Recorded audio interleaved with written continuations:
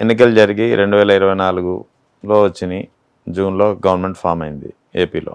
దాదాపు ఇంకో 2-3 నెలలు పోతే 2 ఏళ్ళు అయిపోతుంది. మరి మీరు ఇంత లోతుగా విశ్లేషించి ఈ డేటా ఇప్పుడు 2 ఏళ్ల తర్వాత బయటపడడానికి కారణం ఏంటి? ఇప్పుడు ఒకటి ఇంత లేటుగా ఎందుకు పరకాల ప్రభాకర్కి ఇది కనిపించింది, ముందు ఎందుకు కనిపించలేదు అని ఒక విమర్శ. ఇప్పుడు ఒకటి రెహమాన్ గారు, ఇది నా ఉద్యోగం కాదు, ఇది నా పని కాదు. ఎగ్జాక్ట్లీ. నేను 2024 ఎన్నికలు అయిపోయిన మనకి జూన్లో ఫలితాలు వచ్చాయి.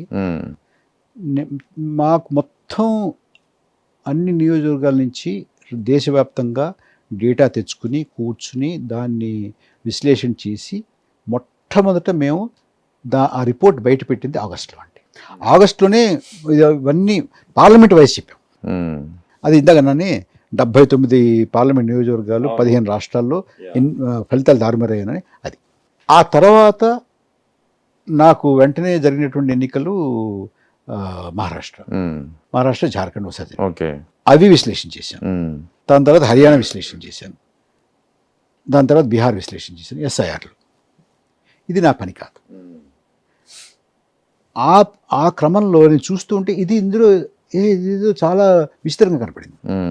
అంచేత దాన్ని చూసి మరింతగా దాన్ని కరెక్టా కాదా, సరియా కాదా చూసుకుని నలుగురు చూపించిన తర్వాత పెట్టాను. అయితే ఇది ఎప్పుడో చేయొచ్చు కదా అంటే అది నా పని కాదు, నా ఉద్యోగం కాదు కదా.